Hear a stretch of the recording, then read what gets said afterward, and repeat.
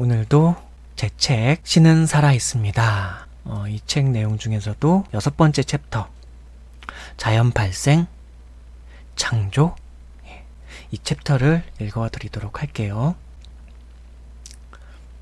아무것도 없었던 무에서 갑자기 빛이나 에너지나 유물질이 툭 튀어나와 큰 폭발을 만들어서 초기의 우주라는 공간과 행성을 만들어내고 그 안에서 다시 미세 물질들과 생명들이 생성된 걸까요? 정말 그런 걸까요?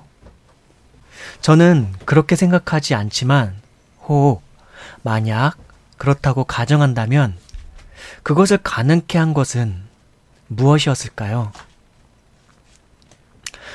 놀라운 질서로 유지되고 연결되어 있는 이 우주 만유의 공간과 자연 질서를 이루고 있는 이 무수한 존재들의 조화로운 이치가 그 스스로 형성되면서 생성되었을까요?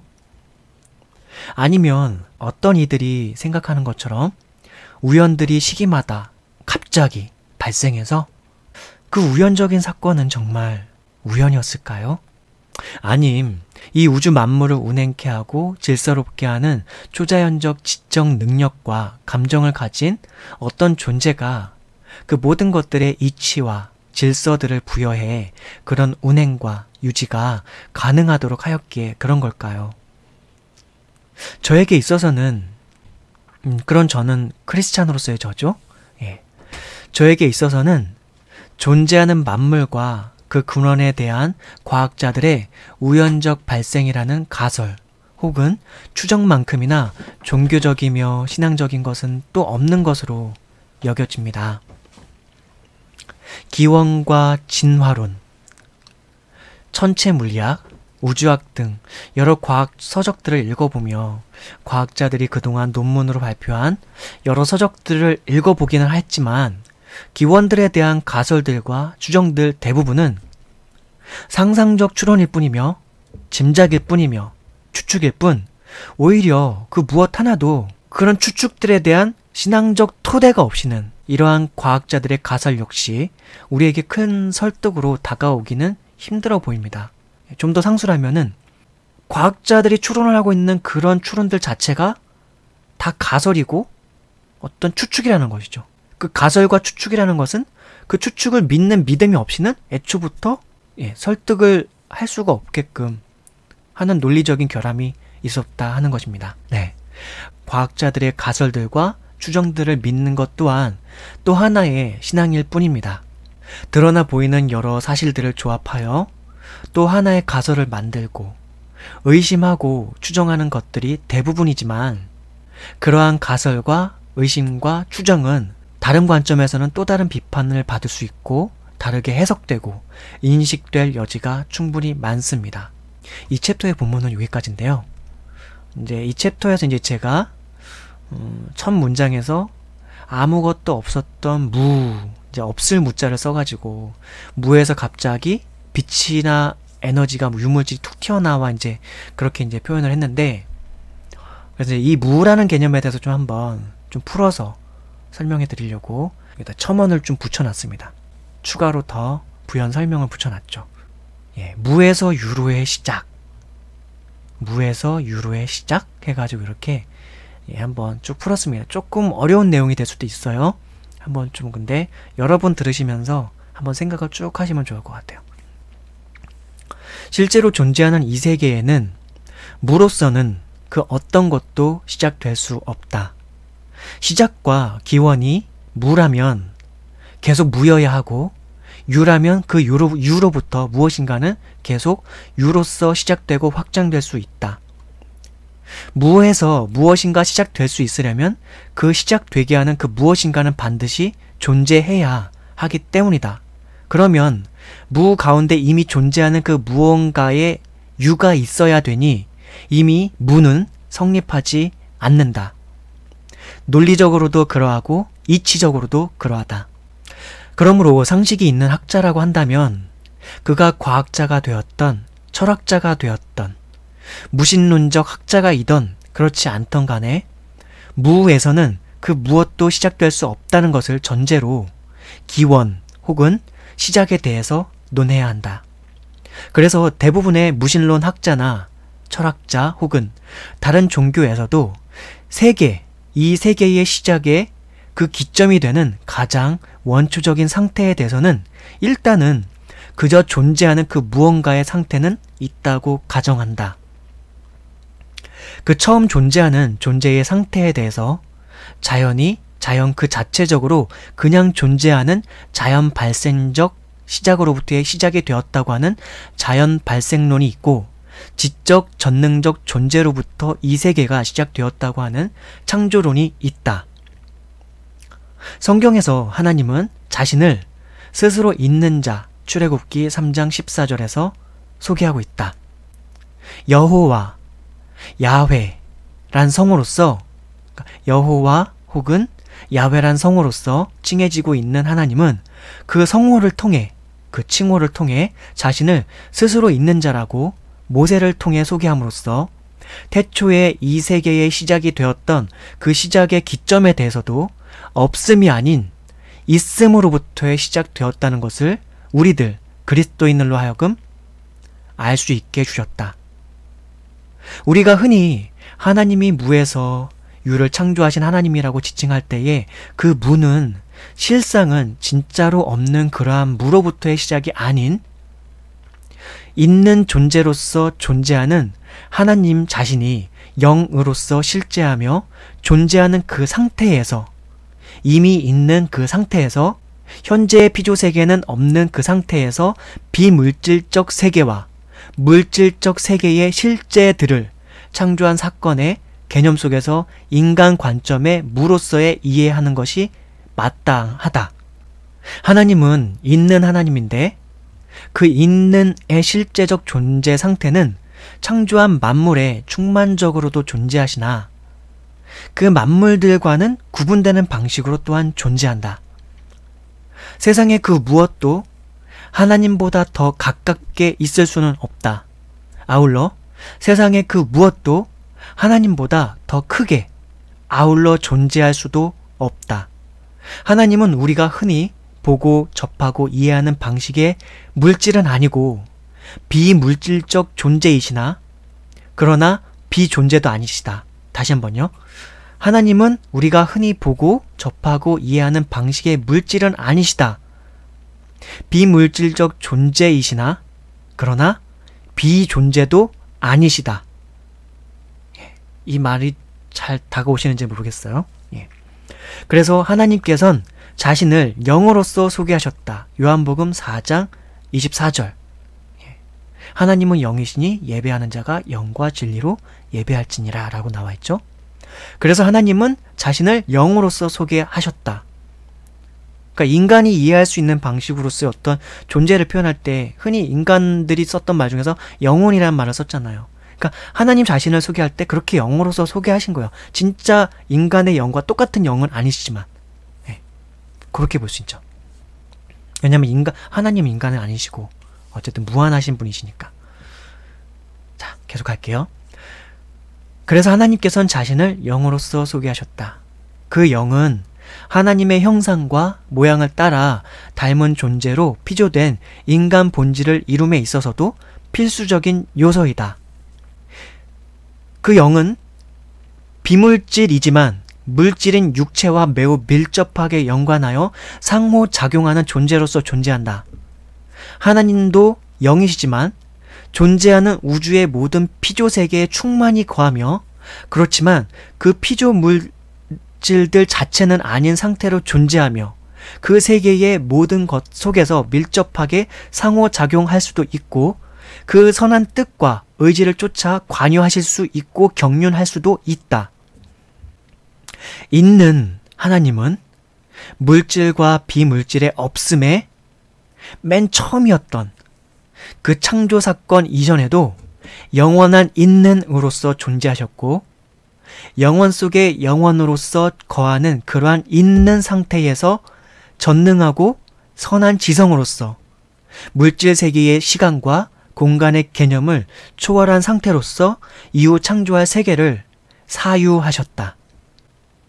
자신의 선한 뜻을 쫓아 어찌하면 자신의 선한 뜻에 가장 바람직하게 이 창조세계를 이룰 수 있을까를 태초로부터 이후 창조될 세계의 그 시공의 끝과 그 너머까지 시간의 시작에서부터 시간의 끝까지 아울러서 사유하셨다. 그 사유는 모든 것을 온전하고도 완전히 헤아리고 알 수 있는 온전한 전능적 알미고, 사유한 그 모든 것을 실제로서 존재케도 할 수 있는 전능적 능력까지도 포함하는 알미다. 그 모든 처음과 끝까지에 있게 될 실제들에 대한 온전한 알물 바탕으로 창조를 시작하셨던 것, 그것이 바로 인간 관점에서의 무에서의 유로의 시작이 되었던 영적 자존자 하나님의 태초의 창조 사건이다. 예. 창세기 1장에 대한 저의 이해가 이렇다고 한다는 것입니다. 창세기 1장에서의 그 창조 사건을 저는 이렇게 이해를 하고 있다는 것입니다. 창세기 그래서 1장을 이해를 하려면은 하나님의 존재성이 어떠한지를 잘 이해하는 게 필요해요. 근데 그 이해는 어떻게 하느냐? 성경 말씀 등을 통해서 이해할 수 있는데, 제가 각 챕터마다 하나님이 어떤 존재성을 가지시는지는 성경 구절들을 다 첨부해드렸고, 그리고 저는 그걸 읽어드리면서 그걸 다 설명해드렸죠. 그러니까 하나님이 어떠한 분이시냐? 가장 간략하게 요약하면은 이 만물 위에 계시고 이 만물 가운데 충만하시되, 또한 이 만유 가운데 존재하시면서 그것들을 운영하시고 다스리시는 하나님이시다. 그리고 그 만유를 있게 하셨고 만유를 말미암게 했고, 그 만유는 하나님으로 말미암고 하나님으로 말미암아 존재하며 또다시 하나님께로 돌아갈 것이다. 그분은 영이시라고 자신을 소개하셨다. 하나님은 영이시다. 그 영은 보이지 않는다. 근데 존재한다. 그 영은 지성을 가졌다. 그리고 근데 그 지성이 그냥 지성이 아니다. 어떤 지성이다? 능력 있는 지성이다. 말하고 그 말은 실제로 존재하게 할 수 있는 능력이다. 그분이 하나님이시다. 이렇게 정리가 되겠죠. 지금 5챕터까지 오면서 6챕터까지 오면서 제가 읽어드리면서 설명드린 하나님은 바로 이런 하나님이시죠. 이제 야훼 하나님, 여호와 하나님, 스스로 계시는 그 하나님이 어떤 분이신지가 이제 쭉 오감으로 좀 다가오십니까? 그분은 공기처럼 존재하시는 분이시죠. 그러나 공기는 아니시죠. 영이시니까. 공기처럼 우리에게 보이지 않게 계시나 우리 좌우 옆에 다 계세요. 근데 우리 안에도 계세요. 적어도 우리 안에 계실 수 있으려면 근데 믿음으로 그분 앞에 나아가야 되겠죠. 믿음으로. 어떻게? 예수 그리스도를 믿음으로. 그분께서 나를 구원하실 거라고 믿고, 하나님께서 구원의 방편으로 예수 그리스도를 보내주셨고, 예수 그리스도를 통해서 당신의 사랑을 어떻게 나타내신지를 일단 알아야 되겠죠. 그리고 그 하나님의 사랑을 받아들이고 하나님 앞에 나아오는 모든 자, 자신의 죄를 자복하고 참회하고 뉘우치고 나아오는 자, 그들에게 하나님께서 구원의 은혜를 허락하시고 그 모든 죄를 사해 주셔서 죄인인 인간이 이제는 거룩하신 하나님과 교제하고 함께하고 우리 안에서 하나님이 거하시면서 우리와 교제하면서 우리와 더불어 함께 살아가는 연합의 삶, 새롭게 태어나서 다시 살아가는 중생의 삶을 살아갈 수 있게 되는 것이죠. 그래서 창세기 1장을 온전히 이해하려면은 하나님이 어떤 분이신지를 먼저 아는 것이 필요해요. 근데 그 아는 것은 제가 방금 전에 쭉 요약해서 설명드렸습니다. 그렇게 아는 것과 함께 그것과 함께 더 꼼꼼히 알아가는 전체 물리학적 지식까지 좀 있으면 좀 더 좋죠. 예, 양자역학 지식이라던가, 예, 뭐 거시적 세계에 대한, 우주에 대한 어떤 좀 약간의 지식이라던가, 어떤 세계 만물에 존재하는 질서에 대한 지식이라던가, 그런 게 있으면 더 좋겠죠. 근데 예, 잘 정리하는 것도 필요하거든요. 또 그렇습니다. 그래서 하나님을 온전히 아는 만큼 내가 누구인지도 온전히 알 수 있게 되는 거죠. 하나님의 형상을 따라 지음받은 나라고 하는 존재, 저 태초로부터 있어왔던 그 하나님께서 인류와 어떻게 관계를 맺으시면서 왔는지에 대한 이해를 하게 될 때 역사를 공부할 때도 더 충분히 이해를 하게 되겠죠.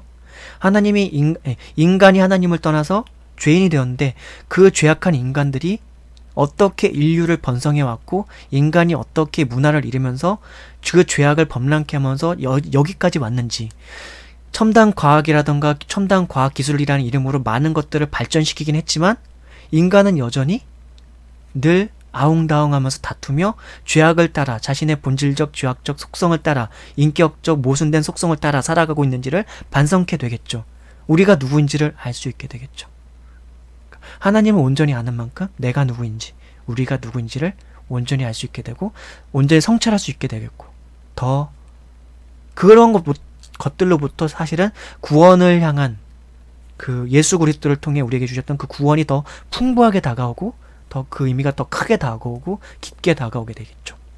그리고 그 가운데서 이 만유를 충만히 지으신 하나님의 안에서 인간으로서 하나님 형상으로서 지음받고 그 하나님이 내 안에 이제 함께 하시는 존재로서 내가 살아갈 때 영원을 다시 이제 살아갈 수 있는 존재로서의 나라는 의미가 다시 새롭게 다가오겠죠. 왜? 하나님께서 영원을 약속해 주셨거든요. 나중에 신약 성경을 나중에 언젠가 한번 또 읽어드리면서 그 의미들을 함께 할 수 있게 될지 모르겠는데 또 이미 챕터에서 또 읽어드린 말씀 중에 이런 말씀이 있었죠. 사람에게 영원을 사모하는 마음을 주셨느니라 라고 하셨죠. 그 말씀이 있었죠. 우리 인간은 그래서 영원을 사모해요. 근데 우린 늘 죽죠. 태어나자마자 얼마 살다가 의식이 이제 인지 능력이 생기기 시작하는 순간부터 할아버지 할머니가 죽고 주위의 사람들이 죽어나가는 걸 보게 됩니다. 우린 죽는 존재구나 를 알게 되는데 사실은 이제 예수 그리스도께로 나와서 구원을 얻게 되고 하나님과 함께 더불어 삶을 영위해 나가면 우리는 이제 다시 영원적 존재로서 하나님께서 통치하시고 다스리고 하나님께서 함께 하시는 그 세상 속에서 영원적 존재로서 살아가게 되는 것이죠. 예수 그리스도 안에서 살아가는 우리들은 이제는 순간을 살아가는 존재로서 살아가는 것이 아니라 찰나적 존재가 아니라 이 시간에 매여서 살아가는 존재가 아니라 물론 우리의 육신은 언젠가는 썩어 없어져 죽을 수도 있겠죠. 그러나 그 전에 재림하셔서 심판을 우리가 이제 경험할 수도 있겠고 그러나 그 심판 이후에도 우리는 하나님과 영원을 잇대어 살아갈 수 있는 영원을 꿈꾸며 살아갈 수 있는 그런 우리로서 살아갈 수가 있게 되는 것이겠죠. 그것이 사실은 우리 그리스도인들의 정체성입니다. 내가 누구인지를 알게 되는 거죠. 사실은. 그 내가 누구인지를 더 온전히 알게 되면서 우리가 살아가면서 아웅다웅하던 그 모든 것들이 참 부질없구나 하는 것들을 더 깊게 많이 알게 되겠죠. 영원한 하나님 안에서 살아가는 것인데 영원한 생명이 허락되었는데 그리고 이 땅에서 사람들이 만들어 놓고 읽어놨던 이 모든 것들이 사실은 다시 새롭게 시작될 하나님과 함께하는 그 세상에서는 그렇게 큰 어마어마한 의미를 갖지는 않는다는 거. 그거를 알게 되는 것이죠. 그러니까 나그네 인생길이라는 표현하는데 우리 그리스도인들에게 딱 적합한 표현입니다. 하나님께로부터 이 시간의 공간 속에서 찰나적 삶으로서 비록 태어나고 살다가 비록 많이 살아봐야 한 100년 정도밖에 안 살고 가지만 하나님 안에서 새롭게 태어나서 다시 영원적 존재로서 살아가게 되는 것이죠. 신기하게 우리 신체의 활동과 비교해서 볼 때도 되게 좀 놀라울 게 좀 많이 있어요. 어떤 영적인 원리들이. 나라고 하는 한 인간이 육체를 입고 태어나게 되는 것 자체도 거의 기적에 가까운 확률이거든요. 그러니까 정자가 남자가 한번 사정을 했을 때 정액 안에 정자의 수가 6억 개인가 된다고 들은 것 같은데 6억 개인가? 6억 개인가? 6천만 개인가? 하여튼 그렇게 들었어요. 근데 그 숫자가 지금 우리 지구상에 이루고 있는 인구가 60억인가요? 근데 그 정자가 6억인가 하여튼 그런 존재인데 그런 6억 개 중에서 하나가 내가 된 거야. 나라고 하는 인간이. 나라고 하는 이 육체가 된 거죠. 정말 놀랍지 않습니까? 근데 또다시 나라고 하는 우리 정자 그 수천만 개인지 하여튼 수억 개가 되는 건지 그 정자 중에서 한 사람이 그 정자는 새롭게 태어난 거죠. 난자를 만나서 새롭게 태어나서 나라고 하는 인간이 됐고 남자로서의 나인 내가 있고 여자로서의 또 다른 누군가는 있겠죠. 어쨌든 그렇게 해서 우리는 수천만 분의 1의 확률 속에서 한 인간으로서 이 땅에 태어났어요. 거듭난 거죠. 사실은 정자였던 내가 난자였던 내가 정자와 난자가 만나서 내가 됐어. 인간이 된 거예요.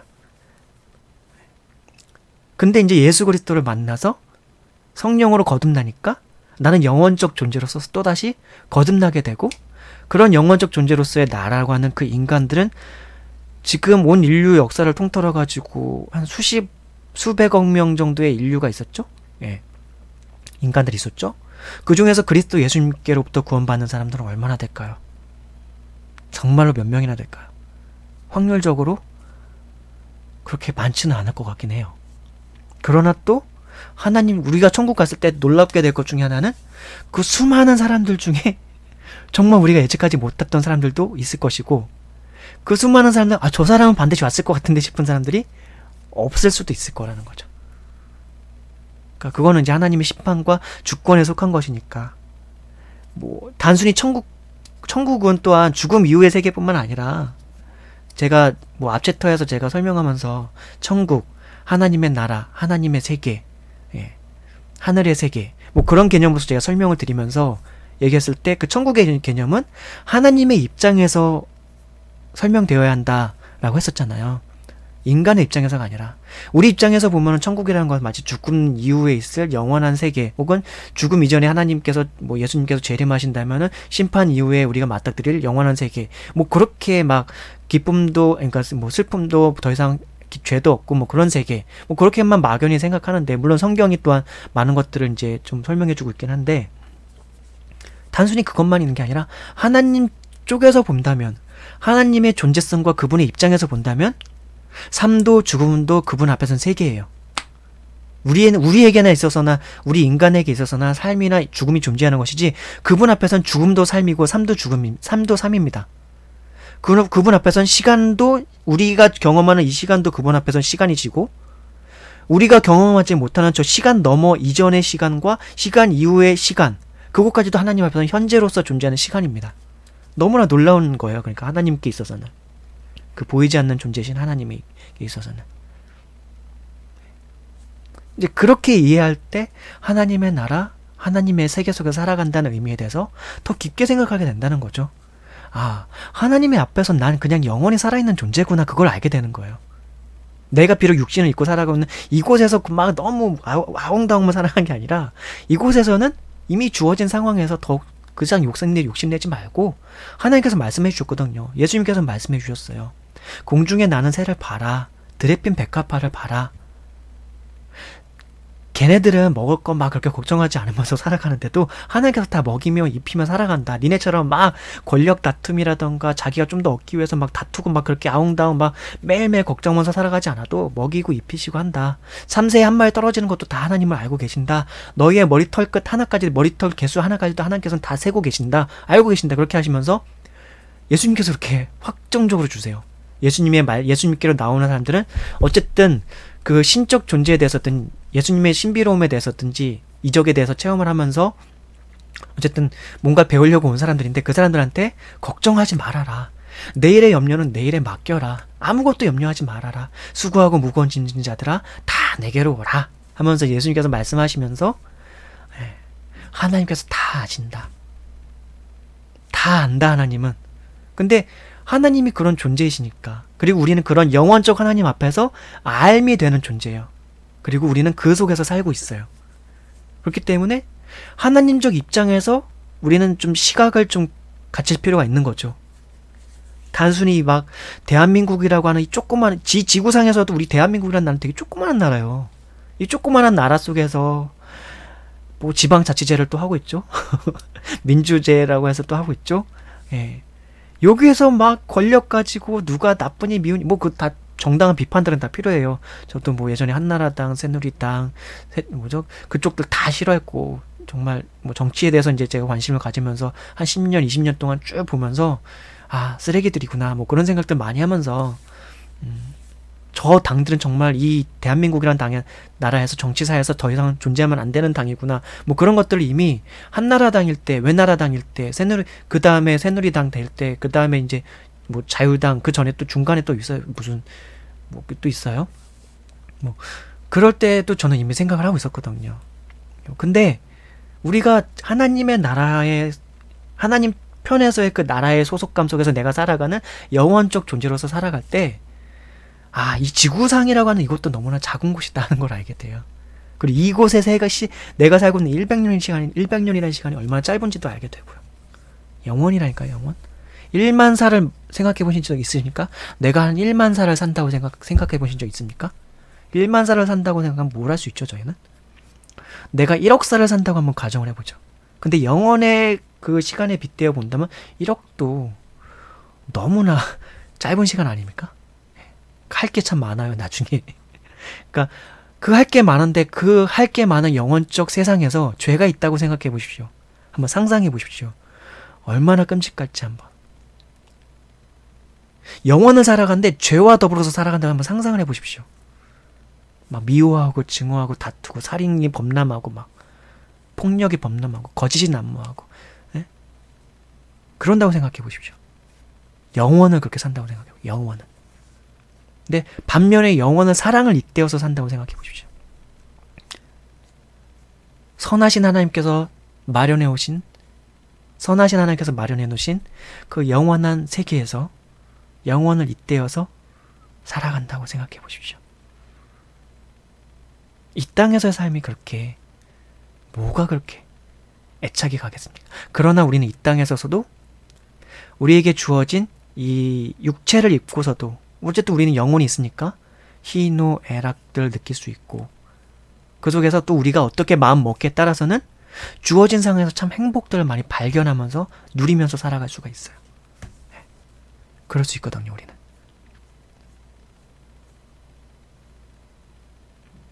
어떻게 마음 먹느냐에 따라서. 사도 바울이 이제 로마서에서였나? 어디서 이제 성경 말씀을 통해서 그렇게 고백을 해요.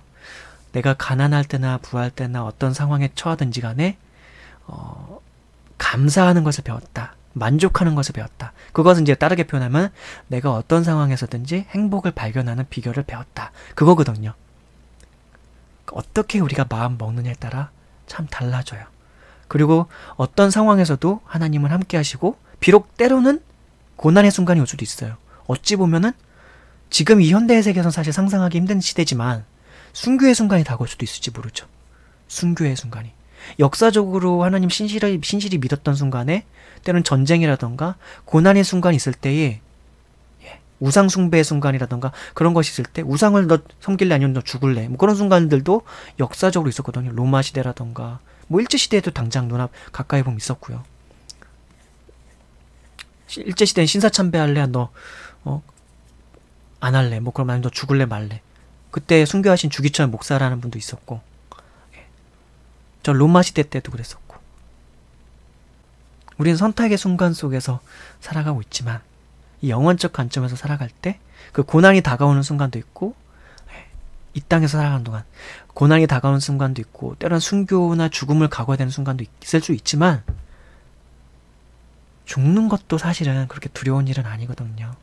무서운 건 아닙니다, 사실은. 저는 이제 아실지 모르겠는데 뭐 영화 리뷰에서 한번 언급한 적은 있었네요. 그리고 제 책 중에서 주님과 함께 걷는 길, 그 책에서도 제가 언급한 적은 있는데요. 뭐 자살을 한 3번 정도 한 적 있었죠, 제가 시도를. 20살 때. 그러니까 사는 게 싫으니까 그런 거예요. 사는 게 힘들고 고단하니까 차라리 그땐 제가 신앙이 없을 때죠. 하나님을 막 부인하고 막 그러면서, 근데 그렇게 자살 시도하다가 안 되고 신이란 존재에 대해서 다시 한번 깊이 생각하다가 하나님께 기도하다가 이제 제가 회심을 하고 정말 하나님 신이신 하나님과 더불어서 사는 이제 그 삶을 사모하면서 나중에 이제 쭉 살아오게 되는 거죠. 근데 그 죽음, 그러니까 사는 게 피곤하면 죽음도 무섭지 않아요. 그러니까 자살하는 사람들이 생기는 거예요. 죽음을 무서워하지 않나니까 차라리 죽는 게 낫지, 이런 마음이 생기는 거죠. 근데 그러니까 애초에 죽음을 두려워하지 않는 마음이죠. 근데 이 죽음을 두려워하지 않고 살아가는 그리스도인,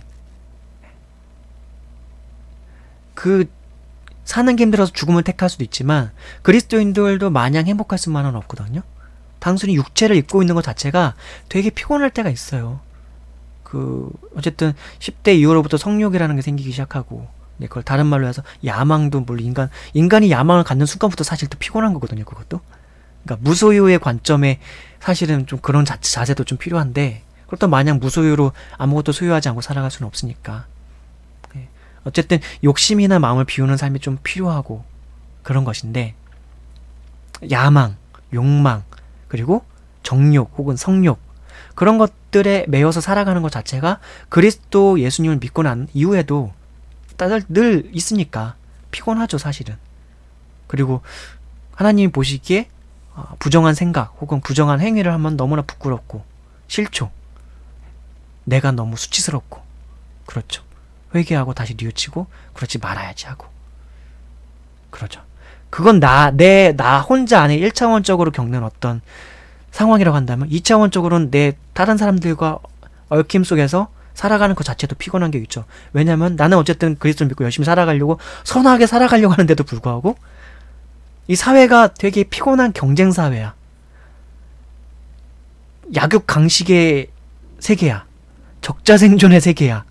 그러니까 내가 막 어쨌든 뭔가를 하면서 살아가려면 사람들이 때는 예기치 않게 그 사람들이 피해를 볼 때가 있고 그러지 않으려고 노력해도 때로는 나는 열심히 살아가는데 누군가가 의도적으로 날 해하는 경우도 있고 피해를 입히는 경우도 있고 날 미워하는 경우도 있고 막 그런 경우가 생겨요. 너무 많죠. 그런 것이 비일비재하죠 사실은. 가정 안에서도 있고요. 학교에서도 있고요. 직장 생활에도 있고요. 우리나라는 특히 군대에서도 그런 게 어마어마하게 있고 직장 생활, 사회 생활 인간이 인간과 더불어서 죄인인 인간이 죄인인 인간과 맞대어서 살아가고 있는 이 세계가 바로 이 세계이기 때문에 여기서 겪게 되는 모든 것들이 다 죄와 악으로 얼그러져서 서로가 서로에게 고슴도치처럼 상처와 고통을 안겨주는 곳이죠. 그럼에도 불구하고 우리는 하나님의 형상으로 지음받은 그 흔적이 남아있어서 사랑을 늘 고대하고 사랑을 갈망하고 사랑을 희망하면서 살고 있죠. 그쵸? 그래서 그 사랑이 있기에 아직은 우리 살아갈 만한 희망을 갖고들 많이들 살아가죠. 그러니까 그리스도인이 아닌 사람들 중에서도 사랑이라는 것을 어떻게 보면은 늘 갈구하고 그 사랑을 아예 믿지 않는 사람들도 있죠. 대신에 쾌락은 쫓죠. 육체적 쾌락, 혹은 맛보는 쾌락, 혹은 권력의 쾌락, 그리고 뭔가를 소유하는 쾌락. 탐닉하는 거죠. 많은 것들을. 소유하고 얻고자 하는 쾌락, 성취를 얻고자 하는 쾌락. 그 모든 것들의 많은 것들을 얻고 그 즐거움을 따라서 살아가는 거예요. 일락의 즐거움을 쫓아서 순간의 즐거움, 찰나의 즐거움을 쫓아서 그렇게 살아가는 것이죠. 그렇게들 살아가고 있습니다. 그게 우리의 인생 군상의 모습인 거죠. 근데 그럼에도 불구하고 우리들은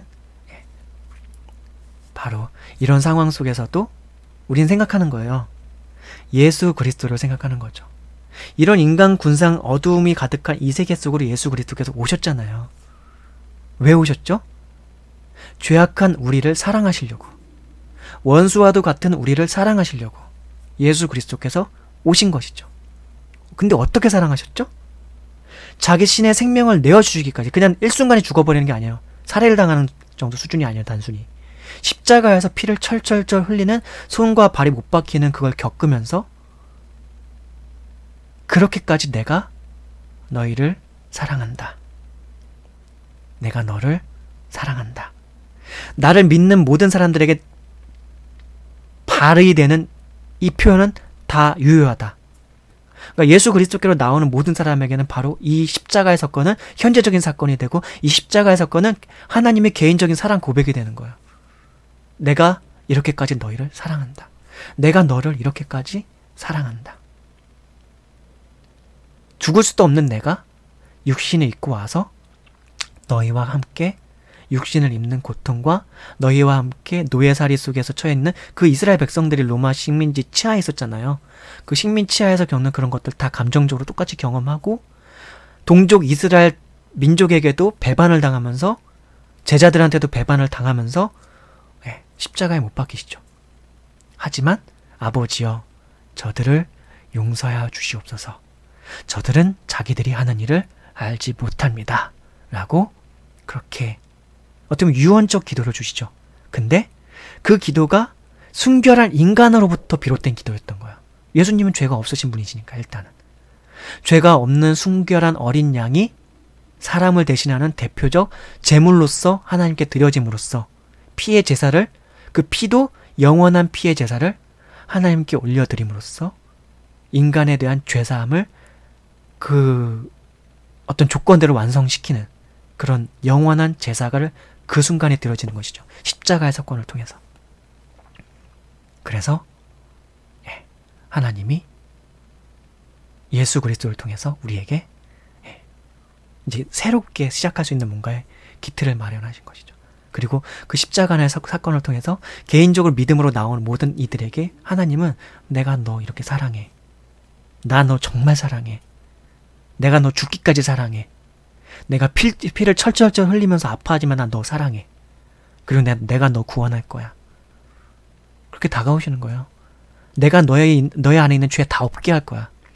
네가 죄 때문에 힘든데, 네가 죄악 때문에 너무 고통스러워하는데 내가 그 죄악들 다 멸절해버릴 거야. 네가 괴로운 건 죄 때문이야. 네가 죄악을 사랑하기 때문이야. 네가 죄악에 매여있기 때문이야. 너 그 죄악 버려야 돼. 내가 버리게 해줄게. 내가 도와줄게. 내 손 잡아. 나에게 다가와. 내가 너희 안에 거할 수 있게 너의 마음 문을 열어줘. 그렇게 말씀하시는 거예요. 그래서 약속하신 게 그거였죠. 누구든지 나에게로 다가오는 자에게는, 이제 예수 그리스도께로 나오는 자에게 약속하신 게 성령이었어요. 그리고 죄사함과 성령. 그 성령은 하나님의 영이시거든요. 자신의 영. 그리고 진리를 깨닫게 해주실 거예요. 성경을 읽으면 저 2000년 전에 마치 죽은 한 인간인 예수가 성경을 통해서 나에게 살아 다가오는 거예요. 성경을 읽을 때, 성경을 묵상할 때. 그렇게.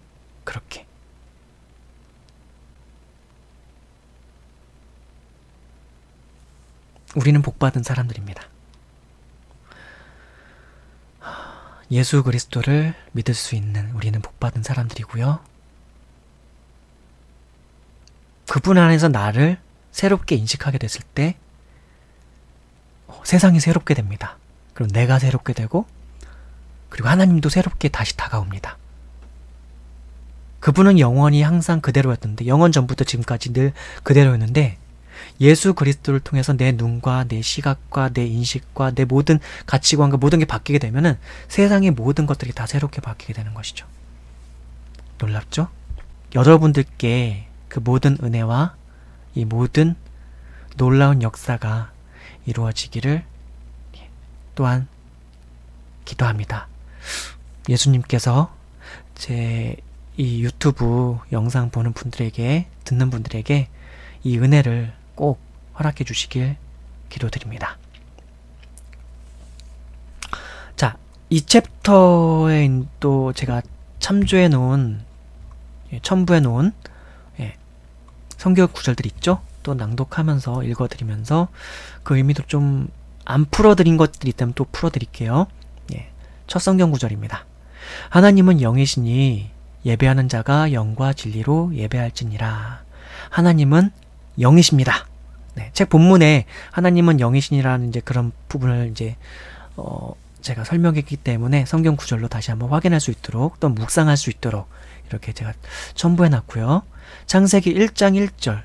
태초에 하나님이 천지를 창조하시니라. 출애굽기 3장 14절. 하나님이 모세에게 이르시되 나는 스스로 있는 자 여호와 야훼이니라. 또 이르시되 너는 이스라엘 자손에게 이같이 이르기를 스스로 있는 자가 나를 너희에게 보내셨다 하라. 요것도 지난 챕터에 있는 첨부된 성경 구절 읽어드리면서 제가 설명드린 적이 있습니다. 하나님이 모세에게 이르시되 나는 스스로 있는 자이니라. 또 이르시되 이스라엘 자손에게 이같이 이르기를 스스로 있는 자가 나를 너희에게 보내셨다 하라. 하나님이 어떤 분이시라고요? 스스로 있는 자라고 본인 스스로가 그렇게 우리에게 말씀해 주셨어요. 소개해 주신 거예요. 에스겔서 18장 4절 말씀. 모든 영혼이 다 내게 속한지라. 아버지의 영혼이 내게 속함같이 그의 아들의 영혼도 내게 속하였나니 범죄하는 그 영혼은 죽으리라. 뭐라고요? 모든 영혼이 다 내게 속한지라. 아버지의 영혼이 내게 속한같이 그의 아들의 영혼도 내게 속하였나니 라고 그렇게 돼 있는 거야. 놀랍지 않습니까? 아까 제가 좀 말씀드렸었죠. 하나님 안에서 떠날 수 있는 것은 아무것도 없어요. 근데 우리에게 영혼이 있다면, 영혼이 있죠? 그 영혼은 다 하나님께 이미 속해 있는 거예요. 놀랍죠? 우리가 그러나 그분을 떠나 있는 상태인 것이죠. 근데 어떻게 다시 그분께로 다가갈 수 있다고요? 어떻게 그분의 영 안에 다시 우리가 이미 있는데 우리가 그걸 인지를 못하고 있는 거죠. 근데 어떻게 그분께 다시 접붙여질 수 있느냐?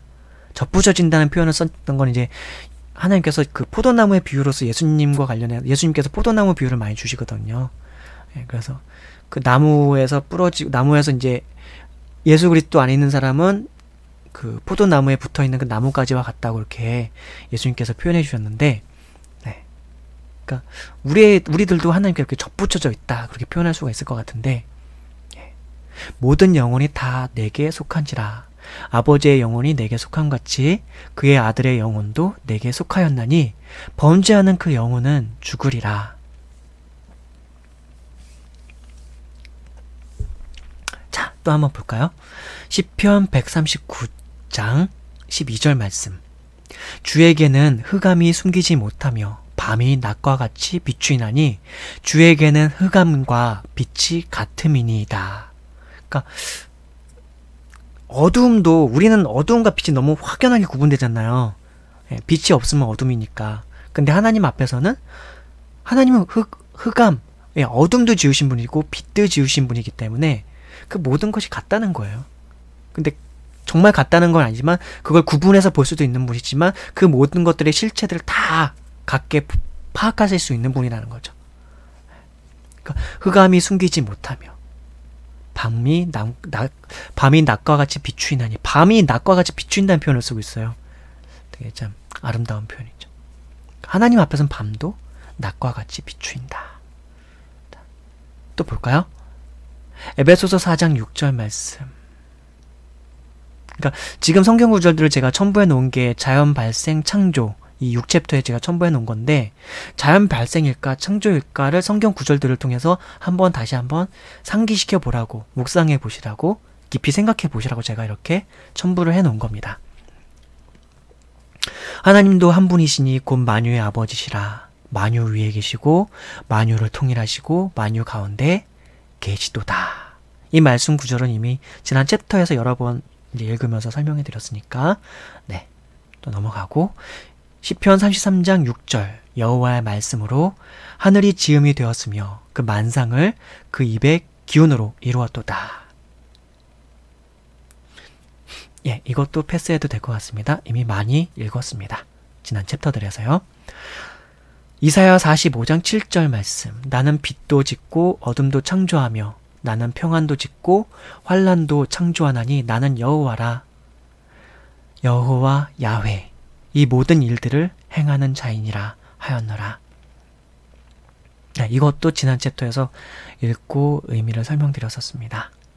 골로새서 1장 16절. 만물이 그에게서 창조되되 하늘과 땅에서 보이는 것들과 보이지 않는 것들, 혹은 왕권들이나 주권들이나 통치자들이나 권세들이나 만물이 다 그로 말미암고 그를 위하여 창조되었고. 이 말씀도 지난 챕터들에서 제가 설명을 드렸고요. 읽어드렸고 충분히 다시 한번 느껴보셨으면 좋겠어요. 에베소서 3장 9절.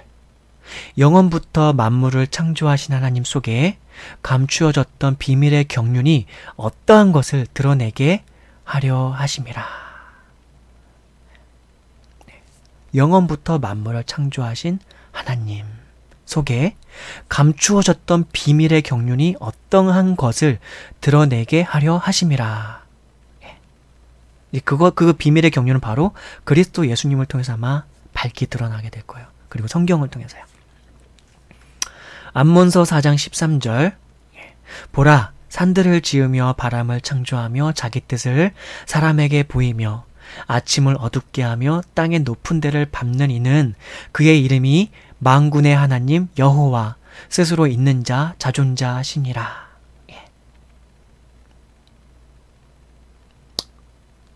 이것도 지난 챕터에서 다 읽고 한번 생각해 봤던 내용입니다. 자, 또 다음 구절. 이사야서 45장 18절 말씀. 대저 여호와께서 이같이 말씀하시되 하늘을 창조하시니 그는 하나님이시니 그가 땅을 지으시고 그것을 만드셨으며 그것을 견고하게 하시되 혼돈하게 창조하지 아니하시고 사람이 거주하게 그것을 지으셨으니 나는 여호와라. 나 외에 다른 이가 없느니라. 네, 다시 한번 읽어드릴게요. 대저 여호와께서 이같이 말씀하시되 하늘을 창조하시니 그는 하나님이시니 그가 땅을 지으시고 그것을 만드셨으며 그것을 견고하게 하시되 혼돈하게 창조하지 아니하시고 사람이 거주하게 그것을 지으셨으니 나는 여호와라. 나 외에 다른 이가 없느니라. 네. 좀 이해가 되십니까? 하늘을 창조하셨습니다. 일단. 그리고 땅을 지으셨습니다. 그리고 견고하게 하셨습니다. 견고하게 하셨다. 근데 견고하지 않는 때가 있었겠죠? 견고하게 하셨습니다. 그리고 혼돈하게 창조하지 아니하셨습니다. 사람이 거주할 수 있게 그것을 지으셨습니다. 그리고 그분이 바로 나는 여호와라. 나 외에 다른 이가 없느니라. 그것을 지은 분은 바로 여호와. 나 외에는 다른 이가 없다 하는 거죠. 자, 다음 성경 구절은요. 느헤미야 9장 6절이고요. 오직 주는 여호와 스스로 있는 자 자존자시라.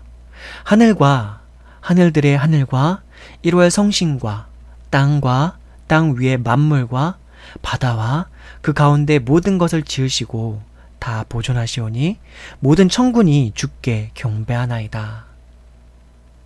예, 요것도 지난 챕터들에서 낭독해드리고 그 의미들을 좀 설명드렸으니까 예, 이것도 패스할게요. 예, 그러나 한번 읽어드릴 때 한번 쭉 한번 느끼셨으면 좋겠어요. 그 말씀의 의미들을. 시편 74편 17절 예, 요것도 한번 읽고 넘어갈게요. 주께서 땅의 경계를 정하시며 주께서 여름과 겨울을 만드셨나이다. 시편 74편 17절. 다음 구절은요. 욥기 28장 26절. 비 내리는 법칙을 정하시고 비구름의 길과 우레의 법칙을 만드셨습니다. 예. 다음 구절은 시편 135편 7절.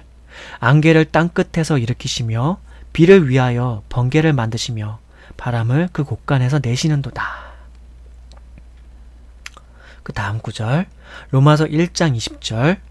창세로부터 그의 보이지 아니하는 것들 곧 그의 영원하신 능력과 신성이 그가 만드신 만물에 분명히 보여 알려졌나니 그러므로 그들이 핑계하지 못할지니라. 네. 다음 성경 구절 요한계시록 4장 11절. 우리 주 하나님이여 영광과 존귀와 권능을 받으시는 것이 합당하오니 주께서 만물을 지으신지라. 만물이 주의 뜻대로 있었고 또 지으심을 받았나이다. 예, 요한계시록은 성경의 가장 마지막에 있는 책이고요. 예, 사도 요한이 기록하였습니다. 요한계시록. 거기에 이제 뭐라고 기록되어 있냐면은 주께서 만물을 지으신지라 만물이 주의 뜻대로 있었고 또 지으심을 받았나이다. 라고요. 만물을 지으신지라 주께서 만물이 주의 뜻대로 있었고 또 지으심을 받았나이다. 자, 마지막으로 이제 성경 구절 한번 또 읽고 마무리를 짓도록 하겠습니다. 이는 만물이 주에게서 나오고 주로 말미암고 주에게로 돌아감이라. 그에게 영광이 세세에 있을지어다. 아멘. 제가 그냥 바로바로 특별히 설명 안 드리고 넘어간 거는 이전 챕터에서 다 충분히 저희가 묵상하고 예, 했기 때문에 제가 이렇게 넘어가는 거고요. 예. 중원 부원에서 설명드리면 또 좀 그러니까 예. 네. 예, 오늘은 이렇게 마무리 짓도록 하겠습니다. 이는 만물이 주에게서 나오고 주로 말미암고 주에게로 돌아감이라. 그에게 영광이 세세에 있을지어다. 아멘. 모두들 행복하시고 건강하십시오. 다음 시간에 또 뵙도록 할게요. 다음 시간에는 챕터 7 이번엔 인간입니다. 인간 안에서도 발견되는 탁월한 운영 질서 이 부분을 읽어 드릴게요. 그러니까 4챕터가 뭐 3챕 이제 챕터가 어떻게 올라왔냐면요. 1챕터 기쁜 소식 기쁨의 소리, 2챕터가 신이 존재하나요? 3. 존재하는 모든 것들의 근원. 4. 거시적 세계에 존재하는 탁월한 운영 질서. 5. 미세 물질 세계에도 존재하는 탁월한 운영 질서. 이렇게 흘러왔고요.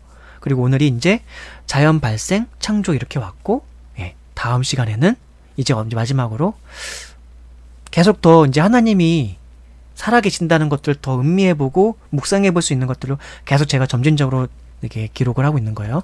책을. 예. 인간 안에서도 발견되는 탁월한 운영 질서. 예. 인간 안에서도 발견되는 탁월한 운영 질서. 챕터 7입니다. 다음 시간에 뵙도록 할게요. 모두들 행복하고 건강하십시오.